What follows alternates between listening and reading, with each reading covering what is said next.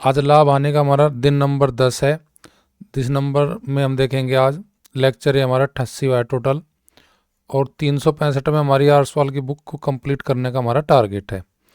तो आज का हमारे दिन नंबर 10 का पहला क्वेश्चन क्या है, आपकी स्क्रीन पर दिया गया है। मैं इसको पढ़ता हूँ और फिर इसे आसान सी भाषा में आपको इसका सोल्यूशन देता हूँ।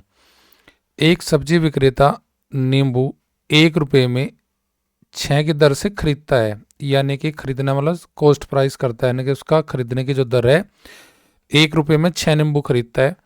इन पर 20% का लाभ कमाने के लिए उसे 1 रुपये में कितना नींबू बेचना चाहिए, यानी कि उससे ने हमसे पूछा एसपी यानी कि सेलिंग प्राइस, हमें कॉस्ट प्राइस दिया गया, क्रय मूल्य दिया गया है, विक्रय मूल्य हमें निकालना है। ये क्वेश्चन आपका पेज नंबर 200 पे उदाहरण नंबर 15 है। तो देखो हम क्वेश्चन को कैसे बनाते हैं। आपको पता है कि सीपी की वैल्यू हमेशा परसेंट में हमारी होती है 100%, और एसपी की वैल्यू हमारी होती है, अगर लाभ की है तो 100 में प्लस करते हैं उतना परसेंट जितना लाभ है। तो यहाँ 20% का लाभ है, तो एसपी की वैल्यू हो जाएगी हमारे पास 100 में 20 जोड़ेंगे तो हो जाएगा एसपी 120% का। अब मुझे बताया कि 1 रुपये में 6 नींबू आते हैं, तो 1 नींबू क्या रुपये में आएगा, तो 1 नींबू कीमत हो जाएगी 1 को भाग करेंगे हम 6 से, यानी कि 1/6। अगर 1 रुपये में 6 नींबू है तो 1 नींबू कितने में होगा, 1/6 रुपये का। तो ये मेरी खरीदने की दर है, अर्थात ये मेरा रेट है सीपी का, यानी कि 100% में मेरी वैल्यू दी गई है 1/6, मुझे निकालनी 120% की वैल्यू। तो मुझे पता लग जाएगा कि मुझे 1 रुपये में कितने नींबू बेचने चाहिए। तो 100 से भाग करेंगे किसे, 1/6 को, तो बटे में 100 और गुना अगर मैं करा दूँ 120% की, तो मुझे पता लग जाएगा कि मुझे 1 रुपये में कितने नींबू बेचने चाहिए।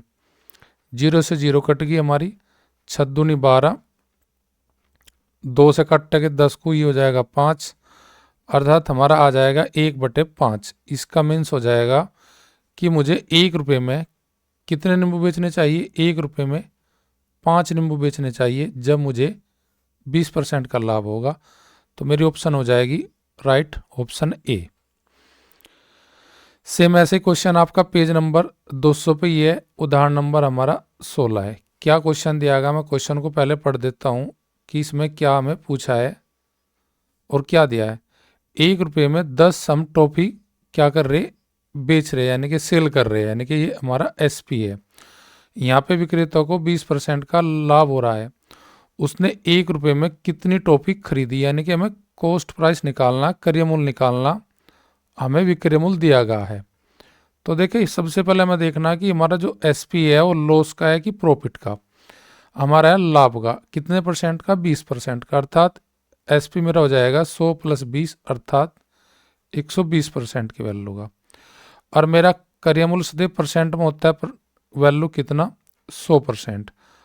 कहने का मीन सवाल में मुझे 120% की वैल्यू दी गई है और मुझे फाइंड करनी है वैल्यू 100% की।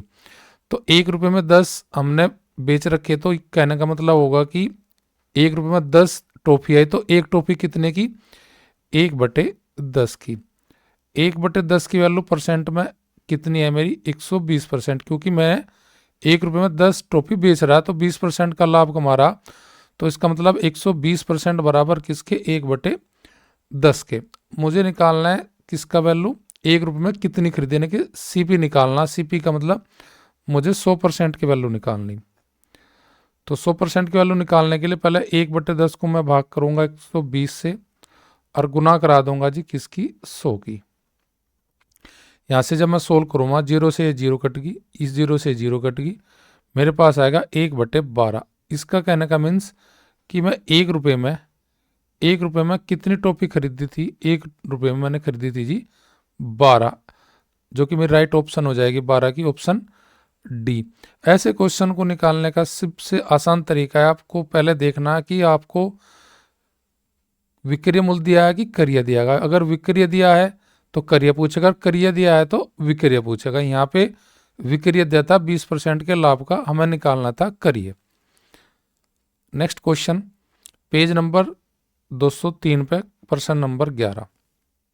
क्या हमारा क्वेश्चन 1 रुपये में 3 की दर से हम क्या कर रहे हैं जी, टॉफी खरीद रहे हैं, यानी कि क्रय कर रहे हैं, यानी कि हमारा ये सीपी दिया गया है। जब सीपी दिया गया तो हमसे क्या पूछा गया होगा, एसपी यानी कि बेचना पूछा उसने। कितने में पूछा जी, कि 20% का लाभ आपको कमाना है तो आपको बताना पड़ेगा 2 रुपये में कितनी टॉफी बेचनी चाहिए, मुझे निकालना एसपी। और एसपी का तो होगा लाभ का, क्या होगा हानि का। तो यहाँ पे मेरा एसपी यानी कि बिक्री है, लाभ का क्या 1% के 20 के, तो 100 में प्लस करूँगा कि लाभ हो रहा मेरा, तो मैं जोड़ के बताऊंगा कि एसपी मेरा सेलिंग प्राइस का जो परसेंट है वो 120% है। और हमारा कॉस्ट प्राइस यानी कि क्रय मूल्य हमेशा होता है परसेंट में कितना, 100% का। तो 100% की वैल्यू मुझे दी गई है 1 रुपये में 3, इसे लिखूंगा मैं रुपये ऊपर नीचे वस्तु 1/3 की वैल्यू दी गई है, अर्थात क्रय मूल्य दिया है, अर्थात 100% की वैल्यू 1/3 है, मुझे निकालनी 120% की वैल्यू। तो 120% की वैल्यू निकालूंगा तो मुझे पता लग जाएगा कि मुझे 2 रुपये में कितनी टॉफी बेचनी चाहिए। तो पहले मैं यहाँ पे 1/3 को 100 से भाग करूँगा और गुना करूँगा जी 120% की। तो ये हमारा जब सोल्व करूँगा 0 से 0, 4 तिया 12, यहाँ 2 से कट हो जाएगा, 2 4 2 बार और 10 हो जाएगा 5 बार, अर्थात मेरे पास आएगी भिन्न 2/5। भिन्न का अंश का मतलब होता है रुपये और हर का मतलब होता है मेरे पास आइटम यानी कि वस्तु है। तो इस प्रकार अगर 20% लाभ लेना तो 2 रुपये में मुझे कितना बेचना चाहिए, 2 रुपये में 5 टॉफी बेचनी चाहिए जब मुझे 20% का लाभ होगा। तो 5 मेरा ऑप्शन दिया है किसमें, ऑप्शन बी में। नेक्स्ट क्वेश्चन मेरा, एक फल विक्रेता 1 रुपये में 10 नींबू बेचने पर क्या % का लाभ कमाता है जी, 40% का। यानी कि ये मुझे बेचने की दर दे रखी 1 में 10, अर्थात ये मेरा क्या दिया है जी, एसपी दिया गया है, यानी कि विक्रय मूल्य मुझे दिया गया है। अब मुझे निकालना 1 रुपये में कितने नींबू खरीदे होंगे, यानी कि खरीदने का मतलब मुझे निकालना क्रय मूल्य अर्थात सीपी यानी कि कॉस्ट प्राइस।